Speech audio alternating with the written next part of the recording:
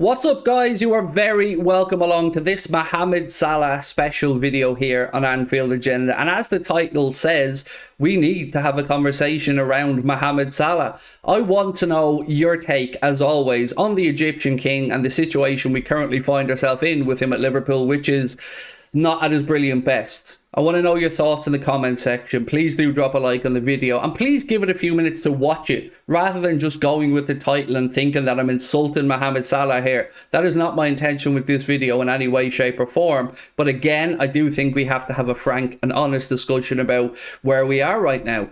So again, if you haven't subscribed, you know what to do. We're closing in on 160,000 subs and we really do need your help to get there.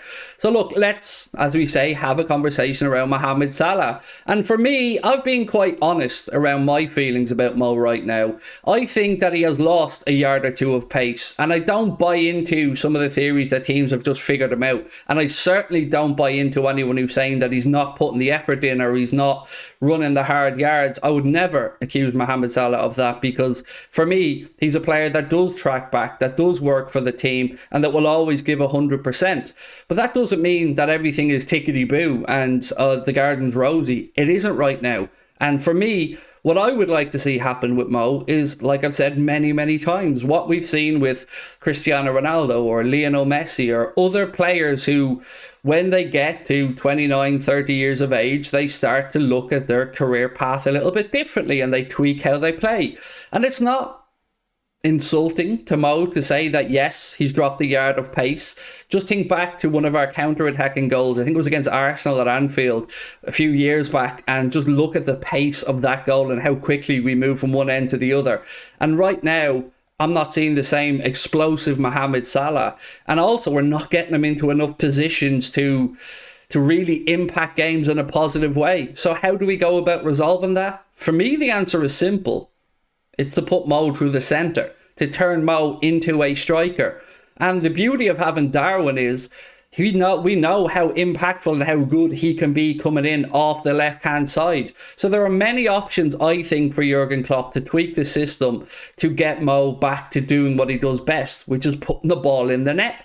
We don't have the Mohamed Salah who's going to take on players, skin them, go by them and cut inside anymore. That Mohamed Salah is gone. What we do have is a very strong, a very intelligent and a very willing Mohamed Salah, who usually, when he's central in front of goal, more often than not puts the ball in the back of the net. I don't like to see what I see these days is him having to almost try and force the issue with his left foot, try and force his way inside when teams know that that's what he's going to do. So look, I want to know what you're feeling about it. And for me, one of the things I'd like to see is to him be able to get a little bit closer to Darwin, to him to kind of play off Darwin a bit. Now, I'm not suggesting that Liverpool do something drastic like go to a 4-4-2, but I certainly do think that there are formations and tweaks in how we play that could allow Mo to get that little bit closer to Darwin. Playing Darwin on the left is, of course, one of those options. But then the question arises when we get Diaz and Jota back. And, of course, having signed Cody Gakpo, what do we do there? I still stand over putting Mo through the centre. I mean, right now, we've got a youngster coming through in Ben Doak who looks like he could be and maybe will be that wide player who takes people on. He has the pace to go by them. He's the trickery to go by them. And we also have Cade Gordon, who's just coming back from a year off. So he's going to take time. It's going to be a good 3, 4, 5 months probably before we start to see Cade Gordon, even at underage level, getting back into any type of a rhythm. So in the immediate term, that's not really an option. Doak, again, I don't want to put too much pressure on him, so I don't see that as a viable option either. But what I do see as an option, and for me, is the possibility of moving Diaz across to the right-hand side. I know that there's this fascination with world football these days, and particularly with how we play, of underlapping runs and wingers cutting inside from onto their strong foot from their weak foot. But I think, it's okay sometimes to look to get to the byline or take a man on or have the option to cut inside. And when we have Darwin, somebody who you can stand the ball up to the back post and let him fight for, I think that gives us better options. So for me, I think it's worth a punt to move Mohamed Salah central, to put Darwin left wing, and then when Diaz comes back, play him right wing. What do you do with Cody Gakpo, Diogo Jota and Firmino then? Well, for me, I'd like to see them play in the hole behind the striker. So our best system in my eyes would be for Liverpool to move to a 4-2-3-1 or a 4-2-1-3, whichever way you want to line that up. But ultimately, I like the idea of Gakpo either providing cover for one of the wingers, prominently on that left-hand side, or to maybe start taking up that position behind the striker. He could learn from Bobby Firmino. Elliott can play this role. Carvalho can play this role. And I just think it gives us more options. Because right now, this 4-3-3, apart from us all being a little bit fed up of it, it just isn't working. And Mohamed Salah is not getting the action that we want him to in games. And I don't like to just point the finger at the player and say that he's crap or he's fallen off and he's got his new contract and he's not trying, because I don't believe any of that to be the case. I think Mohamed Salah is trying, but I think he's probably quite frustrated now. So maybe I'm wrong. Maybe people disagree with me on this and would like to see a different setup. But that's why I want to have the conversation and why I want you guys to let me know your thoughts in the comment section.